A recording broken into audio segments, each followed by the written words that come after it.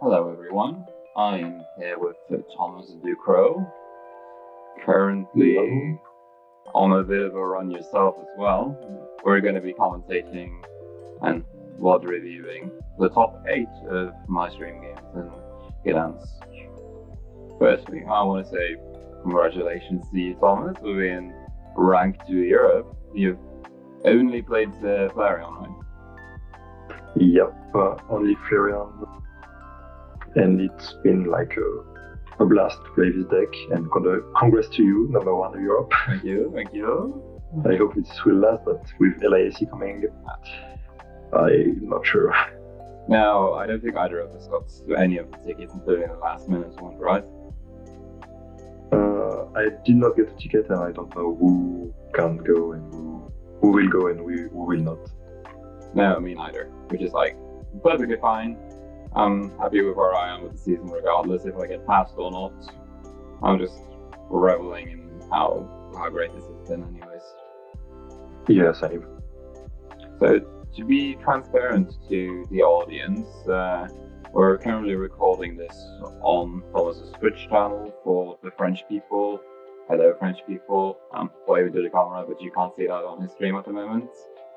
So there will be a few times where we do a little bit of a pause when you want to explain something in French to the viewers, so just tell me when you want to do that. Yeah, no problem. Say bonjour, the French. Bonjour, French. Oui. Nice. I mean, we've just been in Lille. I got to practice my French there. I got to order a baguette in French. The clerk didn't believe my French was that good, but I still managed to get through the interaction in only French. So I'm excited for this. Hi folks, Sable here from Project Artemis. I just wanted to take a moment to say thank you to our sponsor Heavy Play for sponsoring the team and showcase off a few of their wonderful products that they make. Starting off, we have their deck box RFG Max. This is a wonderful little magnetic deck box, flip alcove with a picture display for you to showcase your favorite card. We also have their Dice Box RFG. What's nice about this is it magnetizes to itself, so that is not moving. You don't have to worry about like accidentally knocking over your dice tray or anything. It also magnetizes to deck box. Their full system is entirely magnetic, so you can dice box to dice box, deck box to deck box, deck box to dice box here. And even going one step further, they have a foldable magnetized playmat. So instead of rolling things up, this folds up nice and flat. You can throw it in your backpack real easy. And then your dice box also will magnetize to it. Keep your dice box on there. Keep it on your playmat nice and flat there in the corner. And that thing is not moving. Once again, we just want to say thank you to Heavy Play. If you're interested in any of the products seen here, please go to heavyplay.com/Artemis or use code Artemis at checkout for 10% off your order.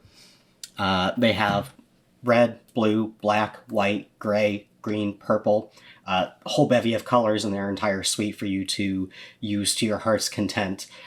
We really do recommend you checking out their product. Anyway, back to the video. So, Thomas, this is the Absol matchup. Obviously, this is a matchup that has only existed for like 3 weeks-ish. Have you really played it before? No, I never played it actually. Never with Upa, never without Upa. So, but I guess it goes pretty well without Buffalant. Well, pretty well. It goes okay without Buffalant with the access to Black Belt. Yeah. Like, this is just a normal version. It's quite similar to Toad's build, same ace spec, same everything. Taking a look at my prizes, there's nothing really too relevant there. I'll take a quick pause and talk about that, because this is one of those situations where, as a spectator, you will take a look at the Leafeon. I'll pull it up again. You'll take a look at the Leafeon and say, wow, that's a horrible prize. It's your way to enter Absol, so H being in the prizes is potentially game losing if you view it from an outside perspective. But when you're sitting there against one of the best players in the world, playing an archetype and playing the matchup that he knows. Like in round 3 of this, I played against Kaiser. We went to game 3. I lost game 1, I think it was, due to kind of a bad start. Game 1, I beat him with Leafeon. Game 2, I beat him with Leafeon. Game 3, I beat him with Leafeon. So at this point, he knows how the matchup plays out. He knows that he can never bench a Mega Absol. And at that point, my Leafeon becomes redundant. The power of the Leafeon, the power of the threat of the Leafeon. And that's going to be there regardless of the Leafeon's price or not. So you will play around it anyway, so... Exactly. So, despite how scary it may look, these are honestly some of the better prizes I've had in the entire tournament. Yeah, nothing much relevant, like second water is whatever. Ball can be a bit annoying if you don't, if you whiff but you didn't. And yeah, one water, 1 or 2. Exactly. And his prizes are nothing worthy either. Psyduck, ooh. Now we just see the normal stuff. I wanna highlight this play because normally you don't really want to Ultra Ball away your only Terra, but I know from playing against Kato and playing against this list that he plays 1 Iono and he doesn't want to use Iono. So if he were to use the Iono, I would be in kind of a bad position here because I don't have my Terra and I'm not too set up for next turn. But because I know the ideal game plan is to play literally any other supporter, play one of his many lilies, one of his 4 Arden, Pokegears, and Kangaskhan to go into them, I don't really need to play around that. I can just pretend he doesn't play Iono, because my hand here is really, really good. Yeah, you're going Hilda for Flareon, also for Crystal. Oh no, it's a PG. It's a pitch shot. If I remember correctly, I think I have the raw Serrano in hand. Which I think I saw Hilda, but I'm not sure it's Serrano. I think I had both, maybe. Wow. Yeah, just super high rolling.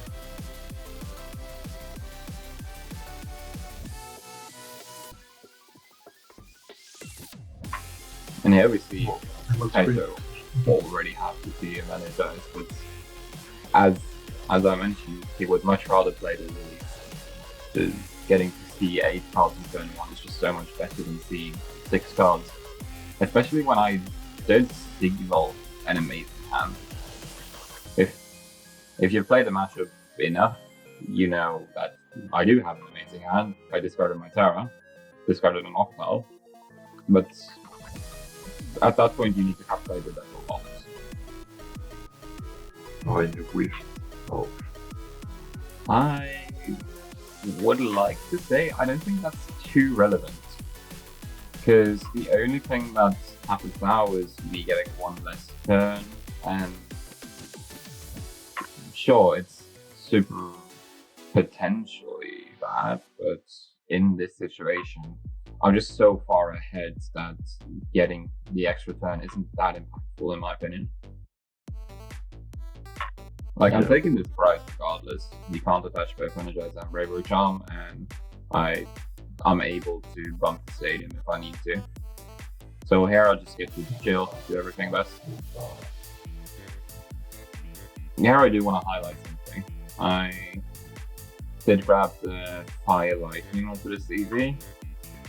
It doesn't really matter that much, but in hindsight, it would have been better to grab Fire Water, because I know the lead on the prize, and I could just grab it as the prizes, and if I have a Leafeon in hand, it's a lot better to go in with that if it has Fire Water on it already.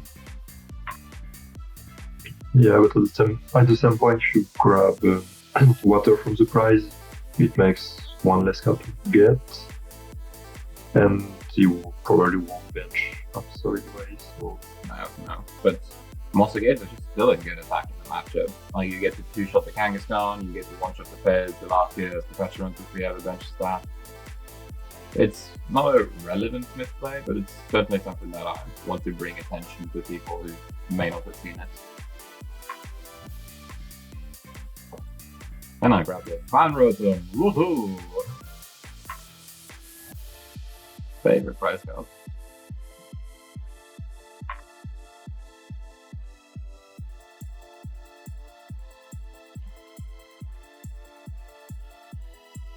What do you think about this Monkey Dory promotion?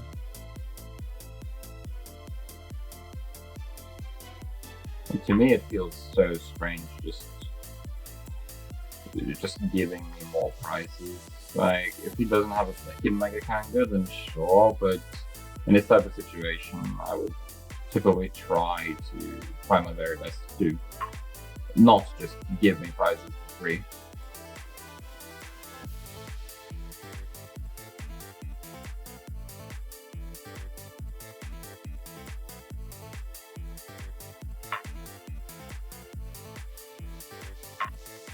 Looking over the rest of his hand, it doesn't look like he does have any other outs to basic, so it looks like he's just kind of bricking, which is strange to do that with such a big hand and with this deck.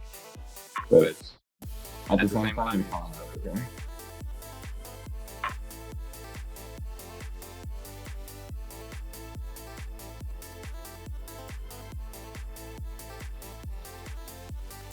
This is where we see a potentially, or where we see what in my opinion is a pretty big misplay from Peter. Just wanted to talk about that. His win condition from here is 100%. There's nothing he can do if he can't hang his gun, and I'm presenting a bunch of threats that can either easily do so or even one-shot hang his gun. So looking up the energies is so strange to me, because he forces himself to grab the energy switch, despite not really having to do that. It just puts the roll of hands down, and he can try to get lucky for double heads on, what's it called? I don't know the name of the attack, but the attack on those 200 plus 64 heads. Yeah, it's only play. I think you need to go double count anyway, so. Exactly. And here he's both giving me the last time I need to take to win the game. Right now, I didn't have to kill a Blood Moon or Phase or anything. I can just kill the active, kill the hands down, then kill the Fedora and finish. Like, sure, he plays a bunch of pennies that can fix that in the long term, but he also needs access to support. He might need access to boss, he needs access to draw support. Especially if he's threatening benching the player or something too. So I think both benching with Monkey Dory and benching with Monkey Dory from the guys are pretty relevant with this.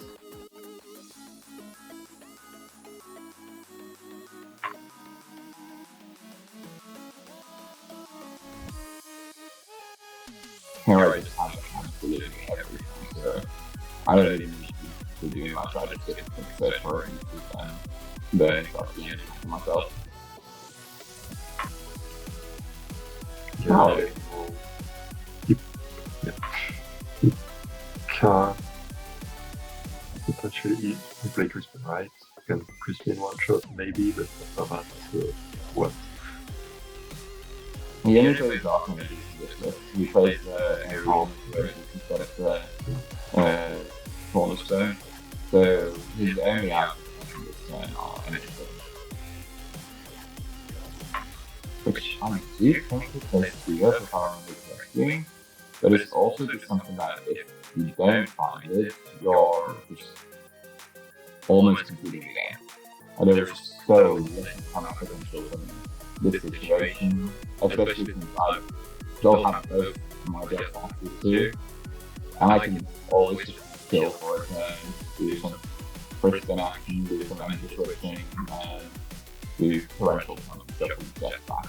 So at this position, his only win condition is Kangaskhan, Bravery Charm, and taking 4 fights from that and hoping that I can't close out the game before he can take a last game.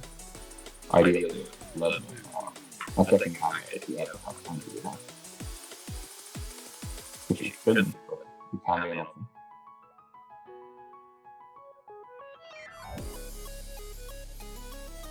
Is he looking to bench Latias here? He was considering it, I think. Like, from what I saw from Pedro at the table, he was kind of unsure about the matchup, so he had to take a lot more time to think than he usually would.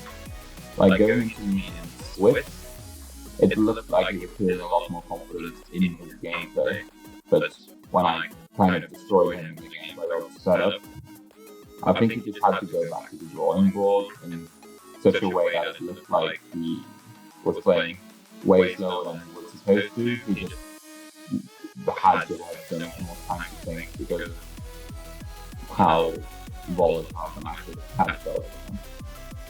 I'm of course not speaking for Kai, so that would be wrong, but that's how I felt my experience with it. So we see him being super excited on web, like the energies on the bench, playing at full, considering grabbing something, and if not, I think it's a correct decision not grabbing anything. But I thought the decision that put it in the lane even before we played that ball. And then it's actually funny because it's a live game, he had to head to the player on the EVX. Not an interaction that comes up very often, but certainly a relevant one. And here you go, Black Belt, knockout. On go to baby. I love that card.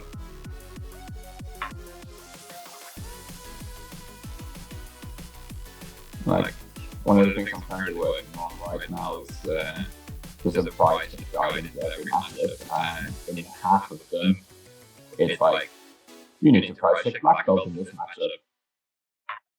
So, yeah, that's surprising. Such a strong card with Pokemon with lots of HP nowadays. exactly. And with Mega, it could be even harder. Like, you look at the deck list and see the Black Belt and think that, yeah, this is basically a slash card, but not really. It's instrumental to your strategy as a whole.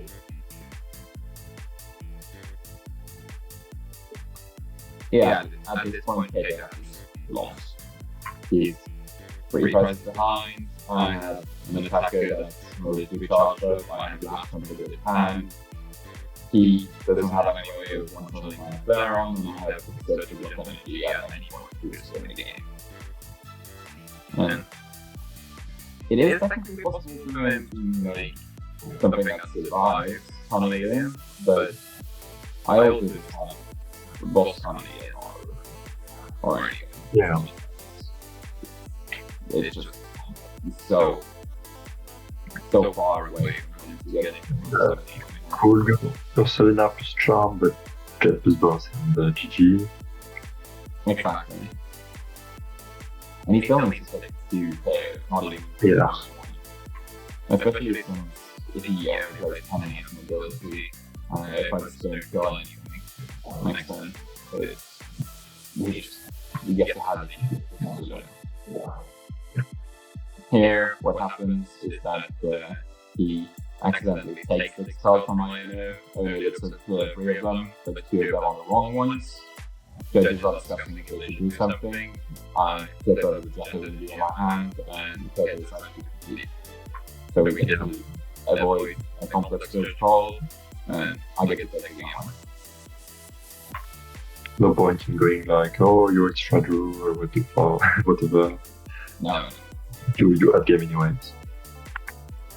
No reason. Do you have any thoughts about that game in particular? When people ask me how to play this matchup, and this just feels like the ideal of how to play it. You just kind of set up your attackers, you just prepare for anything, target their energies. There was never really at any point in this game, like, at all, where Kato was using close one. Yeah, this game in particular seems like a highway to winning, if I may say so. But let's see, again to wait. I can tell you that game too, not very long. Oh yeah, I remember. Yeah. Double you and I switch. No, exactly. But the thing about this deck is that it certainly can win games. No, exactly. It's not that we can plenty of golden, double Flareon, double you try something of beating plenty of decks who's quite what you need, but it's a game of Pokemon, so sometimes they wait for a turn and your Strategaze or your Blood Moon or your Wellspring that's kind of overextending. I'll just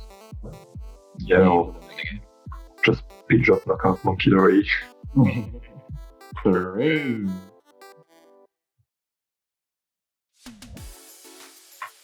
I love it, especially when you get to play down the Area 0, get to the up, luxury win, discard your Pokemon.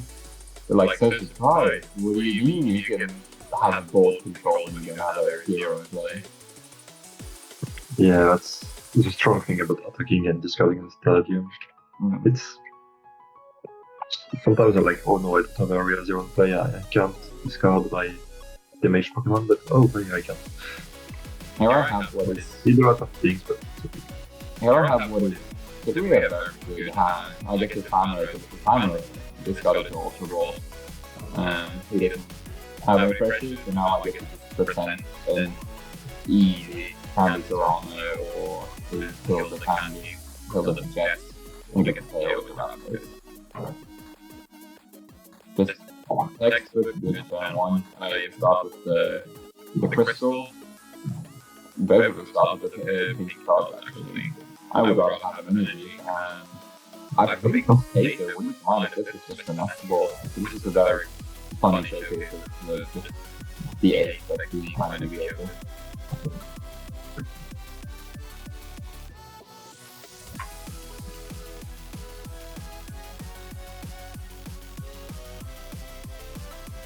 Okay, yeah, I'll probably end up too.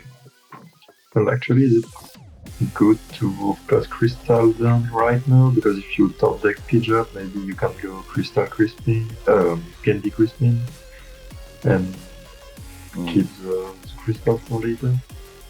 No, I think I would still want to sit on over than to top deck this because getting the extra Pokemon in play, getting the backup attack, getting the Latios in play, that's so important. Especially with threatening things in my hand. Certainly a place to live, but with Terrapagos being a type of choice, the Splash Tempest will be the same crystal.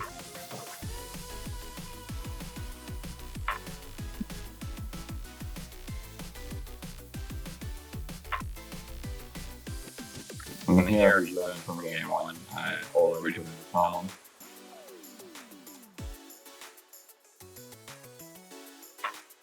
It feels very funny to see a customer being active against an evil call from an energy go and advise, but this is definitely a lot better played than Blood because I can just kill the Jet energy, but yeah. I just think it's a funny rule to look at.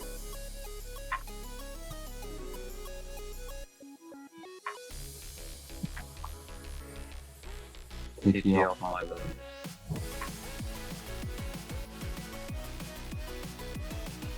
This is something I do a lot, where I just pull out the whole pile and grab it all at once.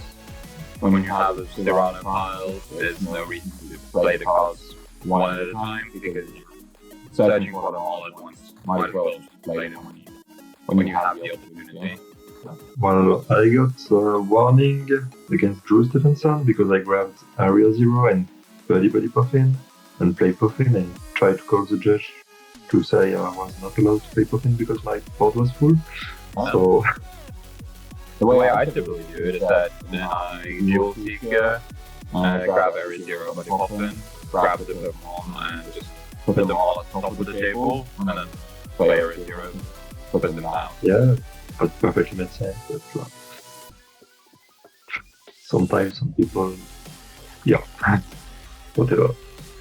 I don't worry about it. You didn't get a warning, right? Yeah, I got a warning, but we couldn't get yeah, we got some extra time. Almost died because of that, but it was okay. I wanna comment on this for a second. This is a situation where I haven't price checked everything. I price checked the exit price, but I didn't price check my second night spreadsheet, and I didn't price check my boosted Evo yet.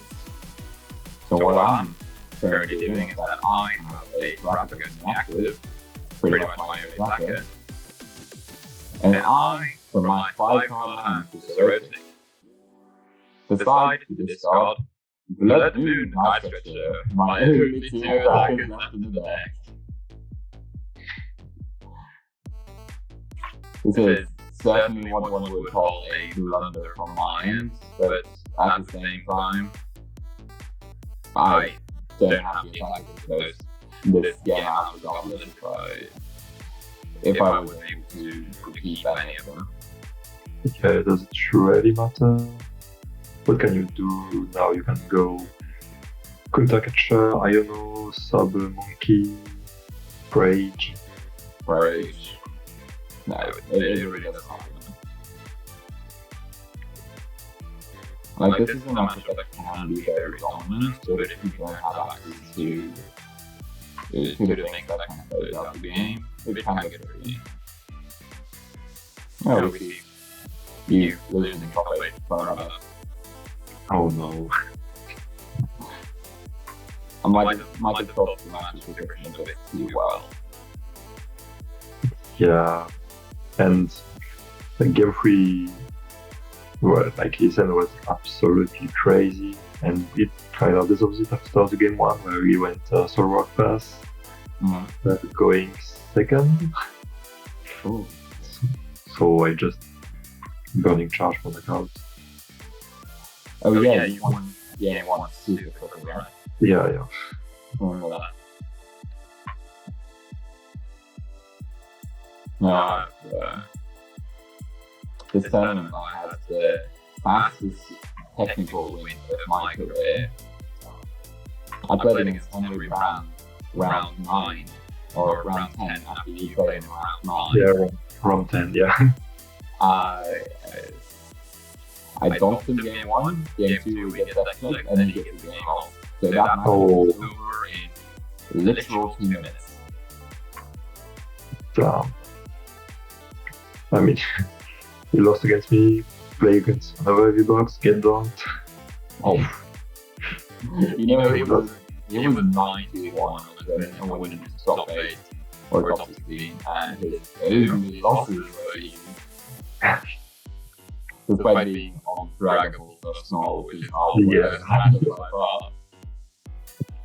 I imagine you playing Dragon Ball Small and you lose against Eevee. Both teams! To the tournament.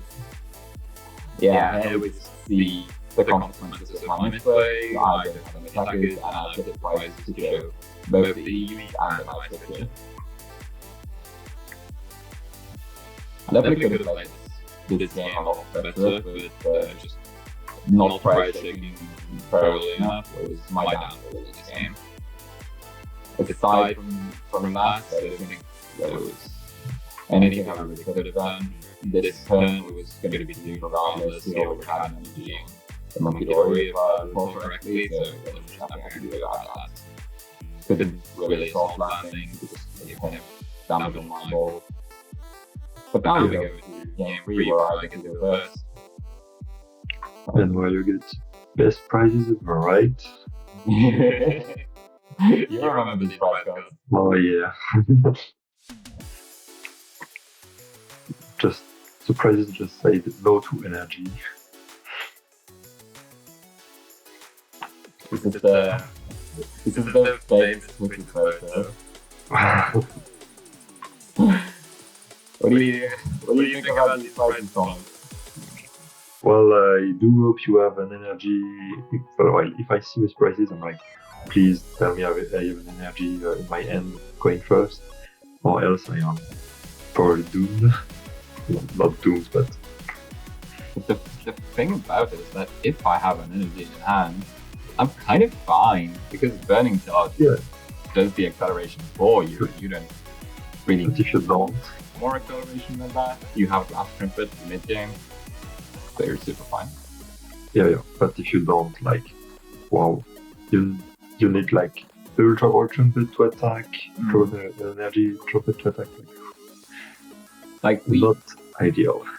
We kind of very rarely play Crispin. The second copy is basically only there to make sure that you don't price your only Crispin. Yeah. And in game 2, want to spam Wellspring, which is very rare. So the usual play pattern is usually attach Crystal or attach. So you kind of just have to go with the plan A here. It's still the plan A, it's not a problem. Still very unlucky fighters, of course. It's just that my deck, or our deck at this point, plays enough one-offs that regardless of what's going to be priced, except for like game 1, you're always going to have bad prices.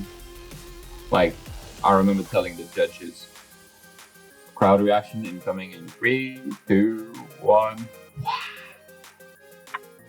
Every single game it was. I played 9 games on stream and they reacted to my price cards every single time.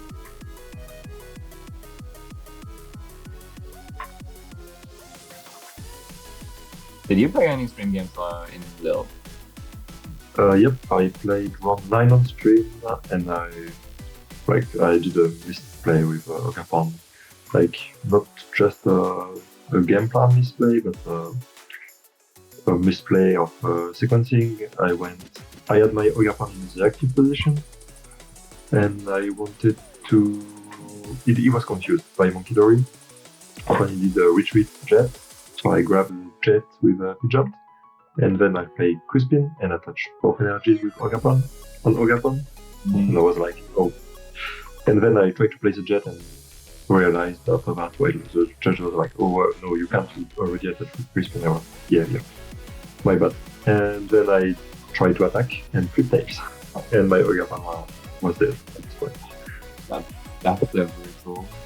Yeah, but anyway, attacking with Ogapon wasn't the best choice. I should have went Flareon and set up another attacker. It was against Guardy. I had Pidgeot on play. 3 prizes? Yeah, 3 prizes taken in 0. So it was a 100% the winning game, and I threw it like wow. But it didn't matter in the end because I got top cut. But we learned from more mistakes. I mean, that was also the first time we brought out the Jet Energy innovation. Yeah. Like, I didn't really play with Jet before, like with Jet plus Crispin. no, So yeah, I was like, this is a switch. Not really. almost. It's been working for me as the switches in the setup, but like at the time we didn't have the games in it to just play it confidently and fast with the Jet Energy. But it just proved so good at that event that I just went up to 2 at the 7. Despite getting 2-4 drop from Lil, the Jet Energy felt amazing all day. I only played 1 because having a switch accessible with Noctowl felt important to me. Like in the Zoladian, where you go Ursulina, something. I felt like it was important. I found ways to play around it, but just with physical switch, it's certainly very good too. Yeah, it's not like a game-changing card. Anyways, should we get back to the game at hand? Yeah. Because I have exactly what we asked for. I have an energy on my Eevee, I have a fan call for everything, didn't price a pitch at teeth, and I even have a Terra in play, so there's nothing my opponent can do to disrupt me next turn, and I get to smoothly go for the Chill Ticket for Serrano Candy and retreat to Burning Shard. So this is just a super clean execution of our plan A. Yeah, I can see that. You guys.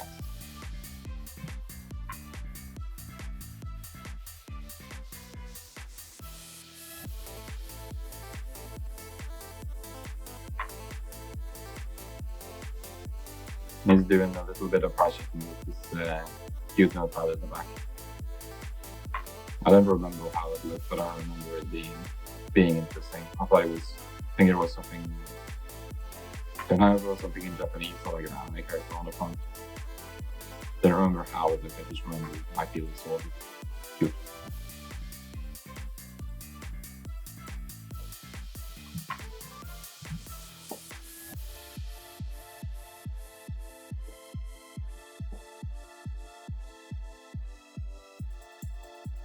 And this is even a game where it gets stocks the Mega Kangaskhan.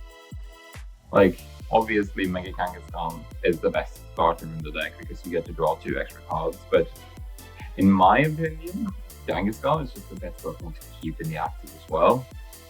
To just energize with your Kangaskhan onto the benched Kangaskhan just brings so much value in this matchup. And that's something I was missing from Keito all tournament.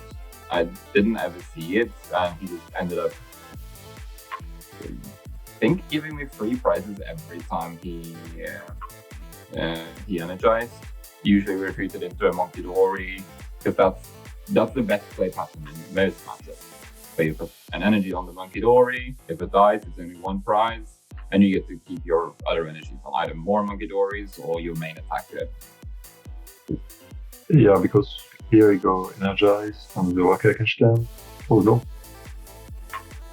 Yeah, that's what I said. Okay. Yeah. Because you doesn't go for it. Yeah, otherwise you can go, like, you damage the Kangaskhan, you go Penny, and he goes Penny to get back the damaged Kangaskhan and attack with 0, and it's okay.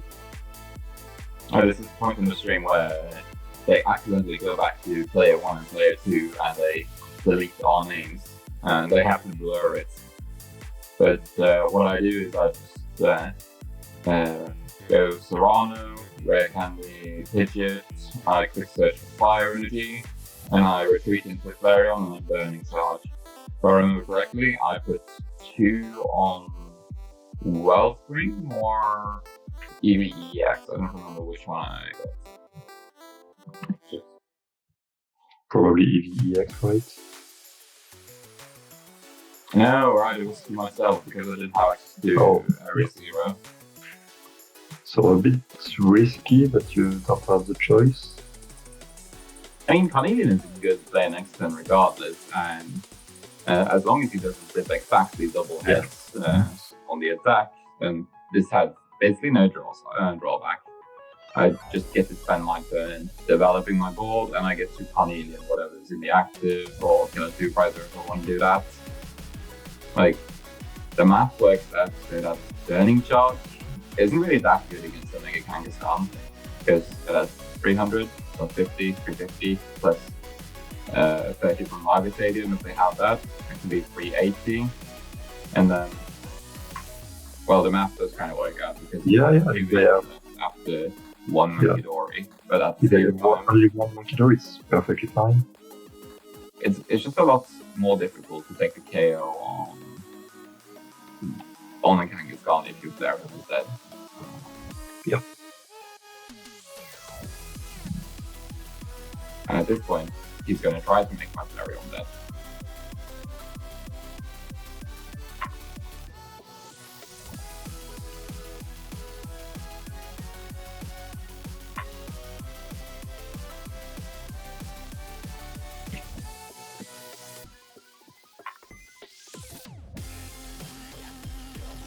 I think here we're having the discussion about him asking for more time for this turn specific.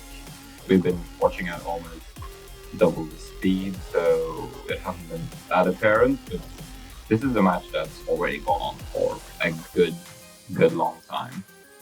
Yeah, but there's still 30 minutes on the clock to finish the match. Like, it should be okay. The coin goes off the field, but it's a tails, baby. My Flareon survives. You guys can see the pop up there, but I just felt so good in that moment with the Flareon surviving.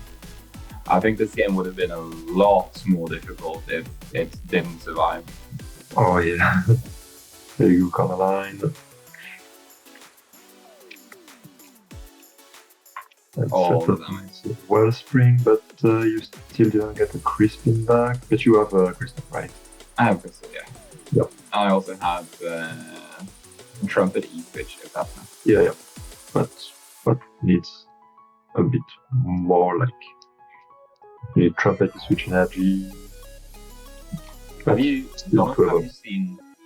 seen this game? Because these next 2 turns are super interesting, so I'm just going to put it back to normal speed. Okay.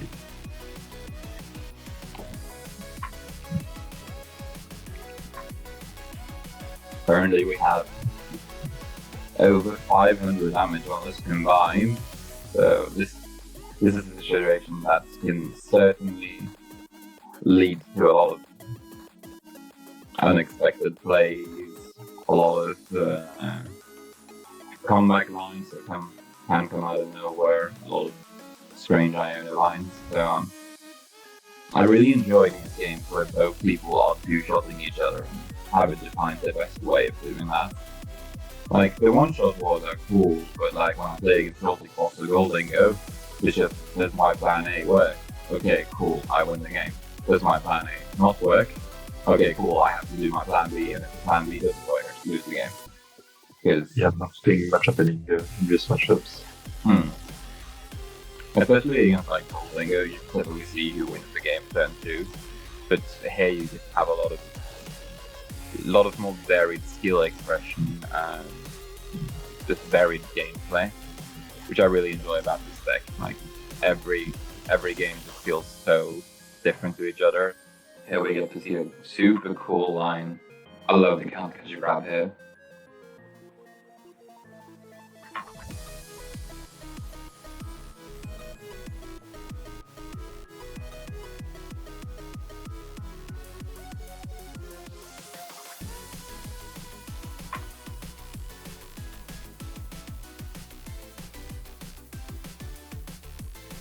Okay, we can put it to 1.25. Yeah. Okay, there we go. Yeah, okay, Agapon.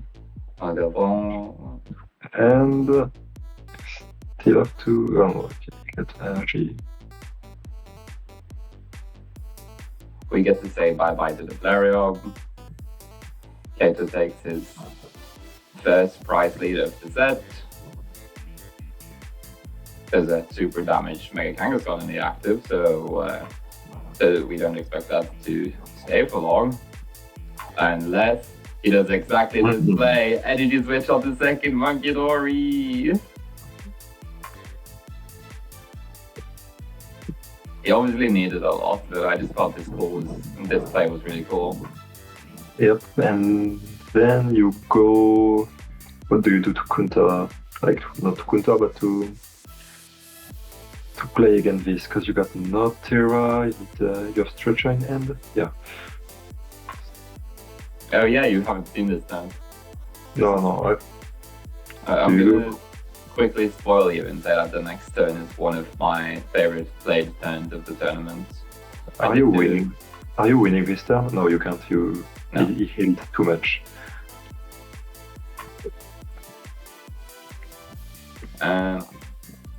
If I remember correctly, I also don't have access to the Briar.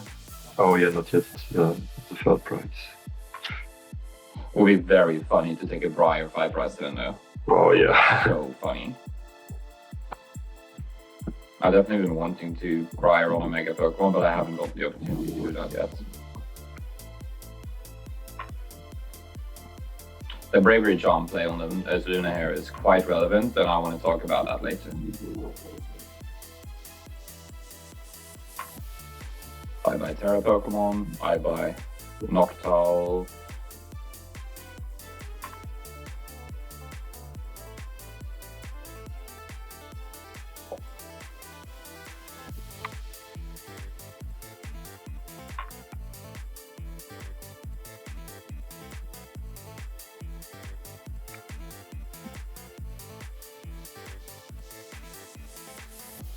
You can see my grabs are Yeah, I Moon know. and Iono.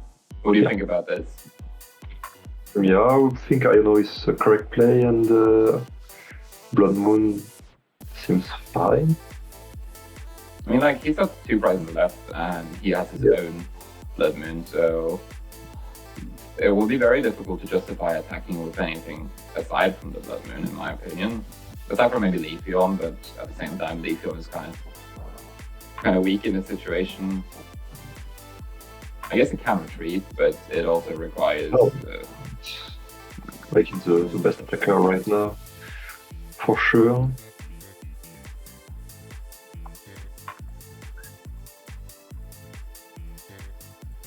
Austin Charles did like a time review of this, and I'm fairly certain this is the longest turn I played in the entire set against Kato. I think it was about like 3-4 minutes.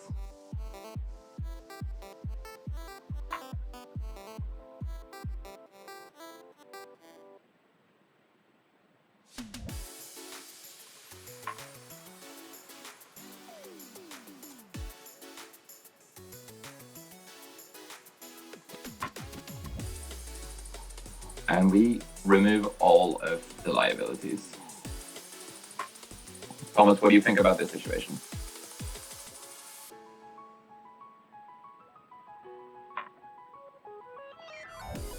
How you doing, French? Oh, sorry, I forgot to push the torch. No worries. Yeah, I think it's the best situation you have. Like, you could have, like, no liability for boss. Like, does he have a play here? I don't think so. But this is, I think this is where the switch can be relevant, because if it puts like Kang inactive, I mean, normally it wouldn't be, because if you have boss in hand, so it's okay.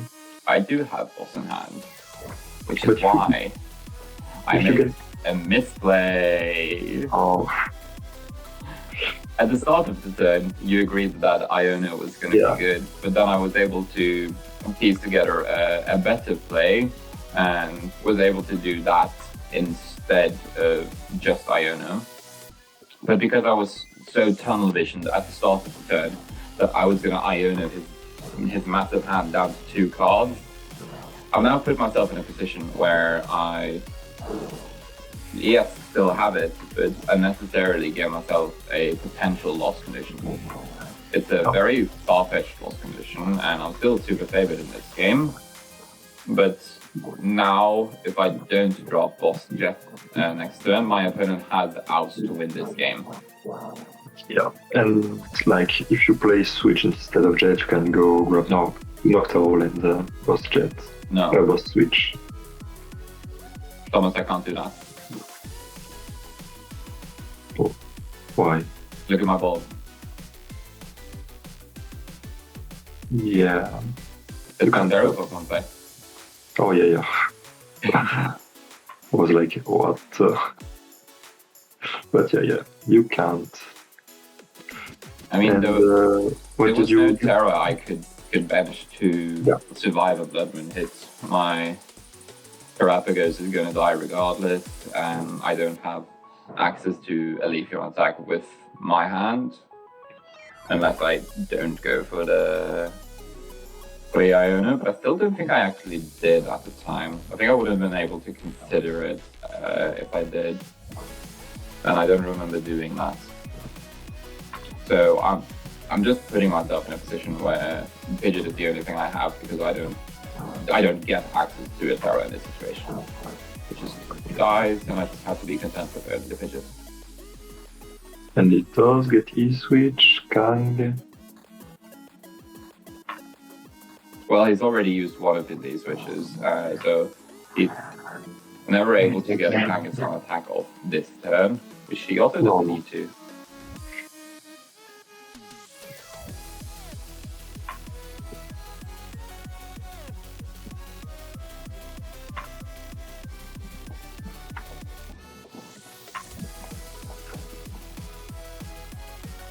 if I remember correctly, he did have access to Energy Boss. So if I didn't do the Gravity Mountain play, if I didn't see it in time, I would have lost in top 8.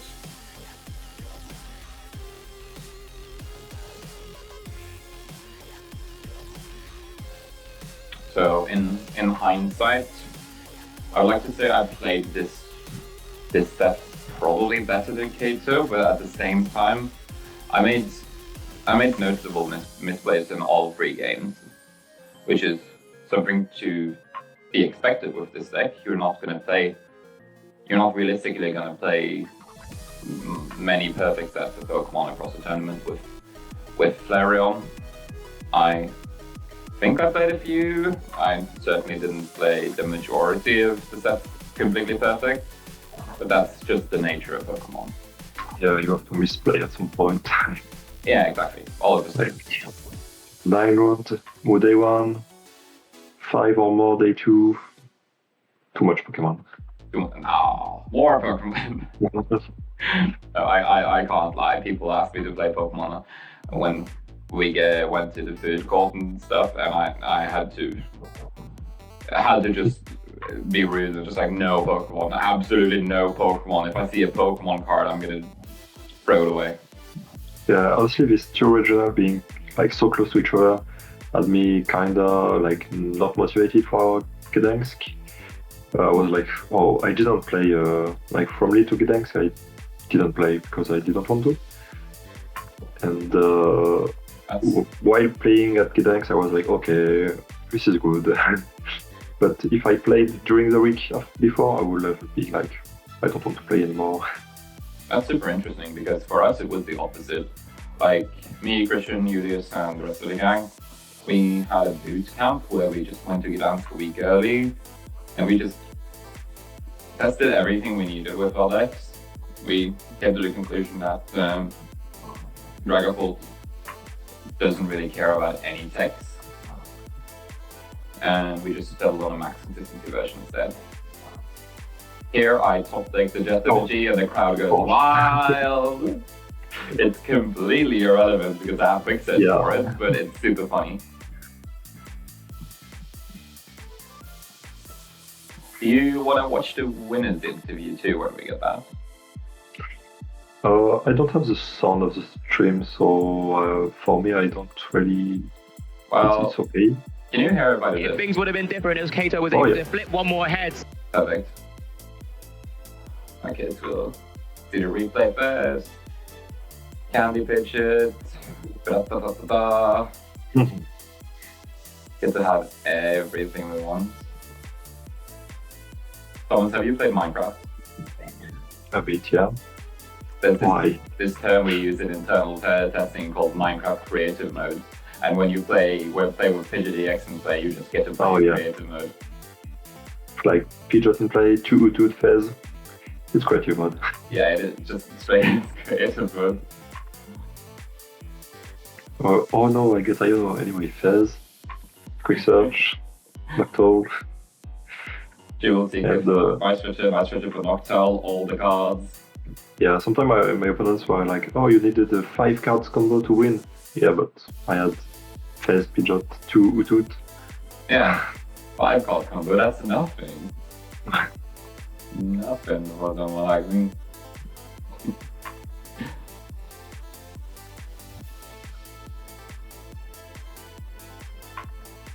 And we get to watch a replay of the part of the game where I should have already conceded. But it's also Top Cut that we had infinite time. Every finish about 20 minutes on the clock, so there's no reason to concede regardless.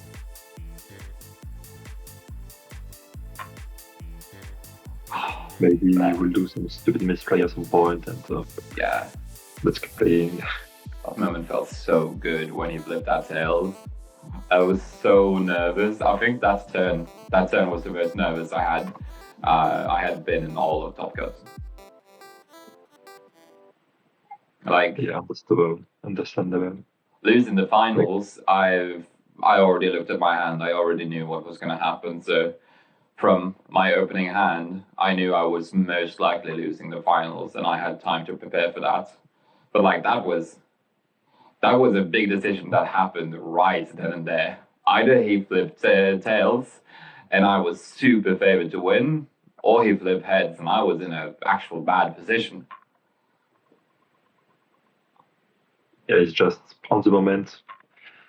You have no time to prepare. So just does he flip head? Does he flip tails? Yeah, yeah, Go in your exactly. head. Phew is all I'm gonna say. To introduce you all to my good friend Emma Hagen, who just won her top 8 game here in Gdansk, Poland. How are you feeling, Emma? I don't know if I've ever felt more relieved in my life. My heart was racing. I typically, one of the fastest players I know, I was taking it slow. You kind of have to in that scenario. You need to make sure that everything is played out to perfection. And my heart skipped a beat with that top deck of the Jet Energy. I know you could quick search for it, but I started to well up. I couldn't believe how fantastic that was. My goodness, what was going through your head in that final moment where you could see the board states and just thinking through that turn after the Zorosic? I am rank 1 Norway, rank 1 Europe! That's what's going through my mind. Yes! Oh my goodness, that is incredible. What did you do to prepare for this tournament? We did actually something very special for this tournament.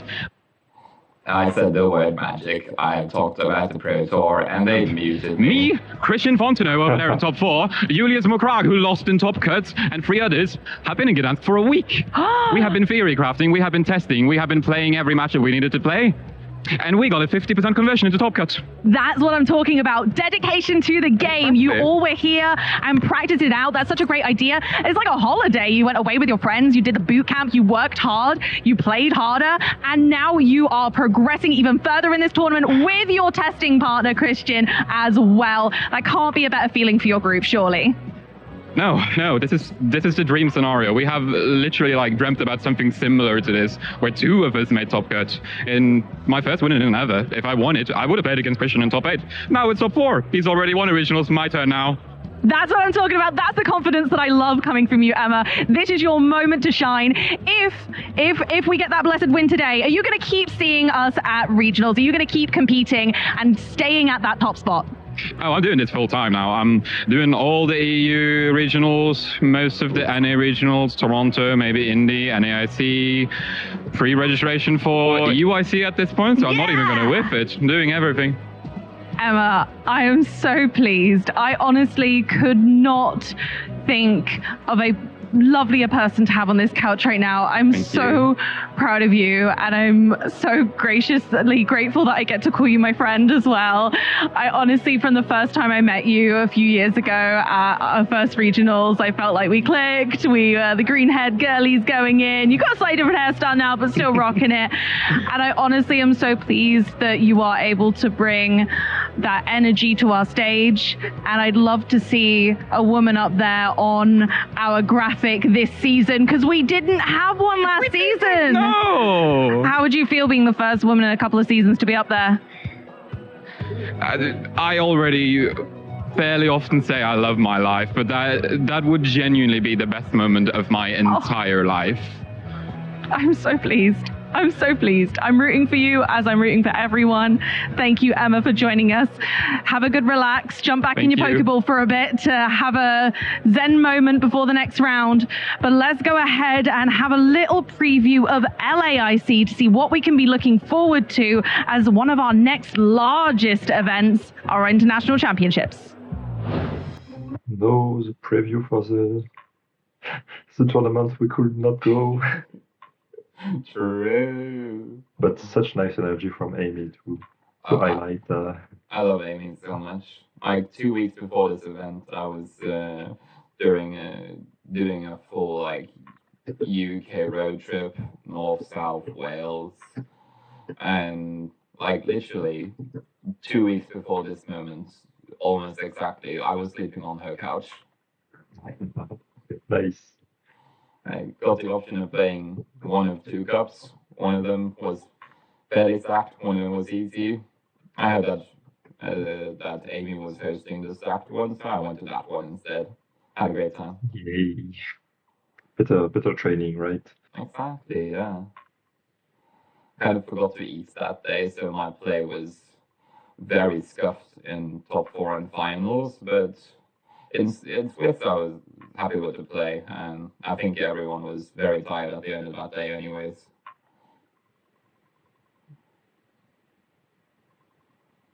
So you made it to the final and win, or? Yeah, I won the cup. I won cups in 3 different countries this season, 2 different continents.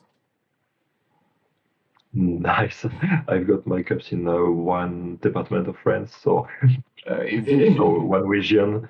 But I only have like 1 cup in my city and 1, 2, maybe 3 in driving distance, depending on how long you're willing to drive. So I just haven't had time to do many Norwegian Cups. I've played a grand total of 2. indeed. But this women's interview is just so beautiful. I'm so grateful to share that stage with Amy. I watched it like 3, 4 times, and I always crack up a tear every time. It's just so beautiful. I love it so much. I'm definitely going to be watching this on if I have a bad day in the future. If I go 2-4 drop again, it's the 3rd time I've done that. No. Let's go 12-1 and let's go. I mean, I'm thankful for the 2-4 drop though, because it made me take a step back and reevaluate the list on a level that I hadn't really done before. And it made me let me get my first socket.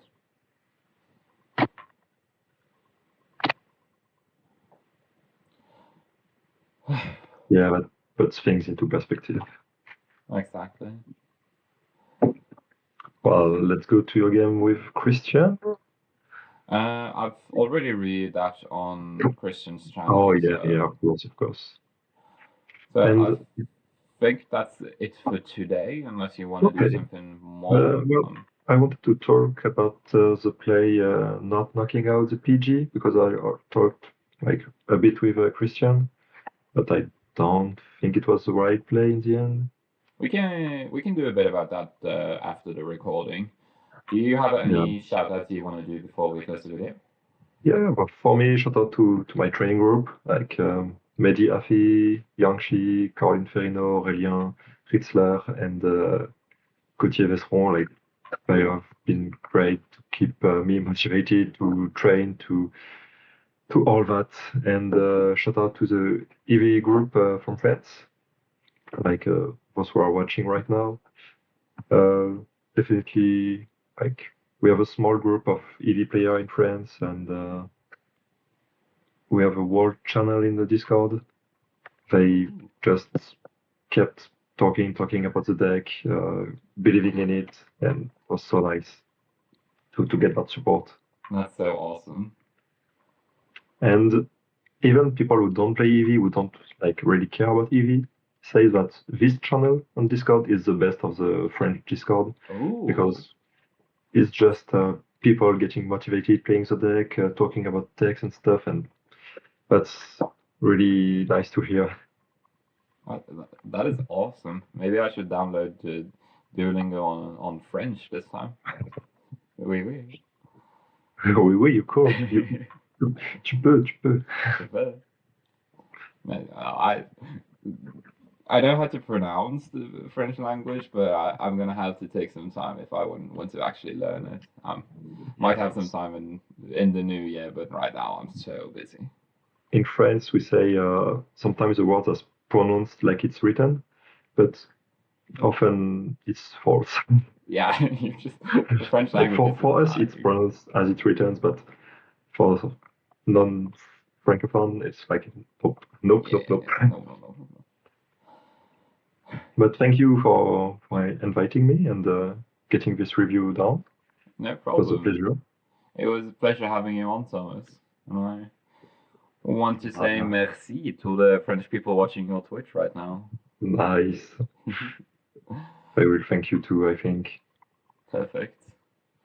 Aside from that, I would like to thank the rest of Project Artemis. Really couldn't be doing this level of content or traveling without the support from the rest of the team. I want to thank Heavy Play, let's get them in frame.